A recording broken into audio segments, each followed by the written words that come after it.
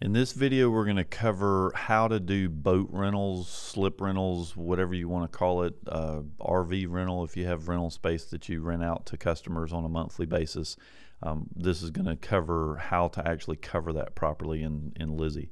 So the first thing, and I'm not going to go through every single detail of how to do this, I just want to cover a few things.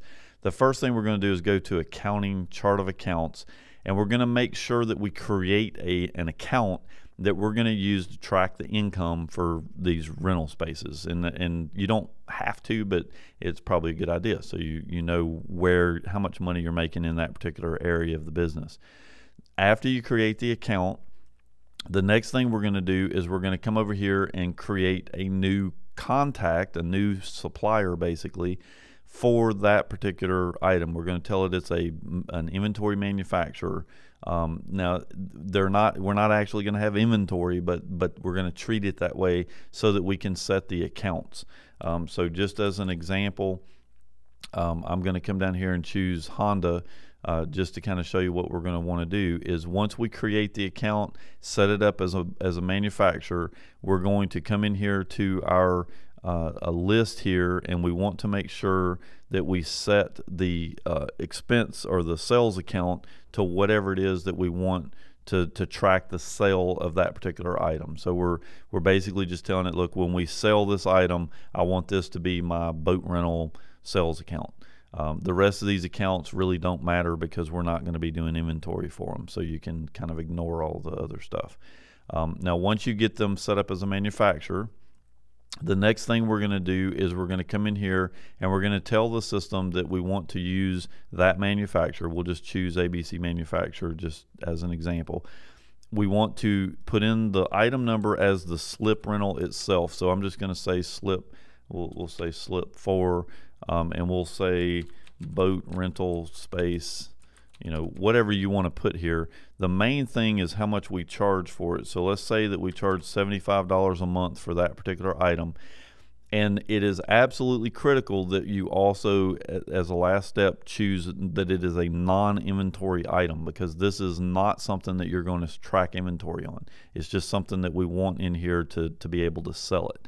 So every single slip or rental area that you have needs a part number put in here for it, and I would name the part number whatever you name that particular area, just to keep everything simple. So at this point we're going to go ahead and save it, and while on the surface it kind of sounds like, well, oh my gosh, I got to create 500 different area or part numbers in here, but I want to show you how to actually do that. So now that we have slip 4, let's create slip 5. So we're going to say add new item. We're going to click duplicate from previous, and then we're just going to come down here and change this to slip 5, and we're going to come down and save it. So as you can see, it's pretty quick getting all of them in here. You're not having to go in and do all of this on every single one. You just basically pop through them. Now the next step is to actually assign a slip to a particular customer. So at this point I'm going to go over here to invoicing. We're going to say new invoice. I'm just going to locate a new customer here, and we'll say Jones, and then we'll just select one of these guys here. It really doesn't matter. We're going to do a part sale. We're going to sell the item just like we would anything else. So we're just going to tell it that we're going to sell him slip 3. We're going to tell it to add to the invoice. You'll see that we have the item here, and down here at the bottom we've got taxes and stuff applied. So if this particular thing's tax exempt, then you can change this to an exempt sale. Whatever you do here, Lizzy's going to remember going forward.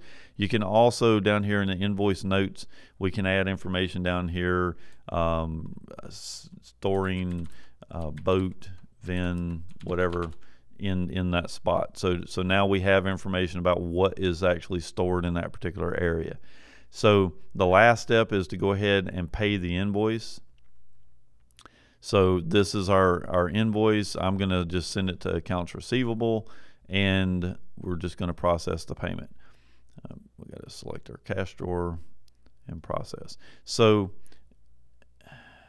and of course I would pick a customer that has a credit limit. So let me go back over here and get rid of that. So we'll go over here.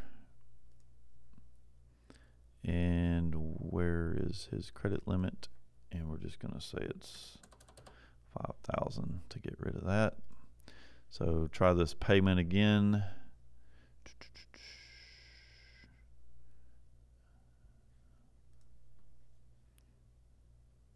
Send it to accounts receivable, process.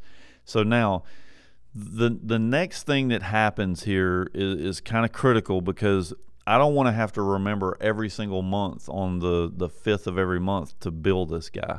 So what I'm going to do is I'm going to come back over here to view current invoice, and up here at the top we have a link here that says set as a recurring invoice. So I'm basically telling Lizzy that every month on the 5th I want to bill this particular customer. So I'm just going to tell it to set as recurring, and it comes up and says what day of the month do you want to bill him. And so I'm just going to say on the 5th day of every month, and I'm going to click OK.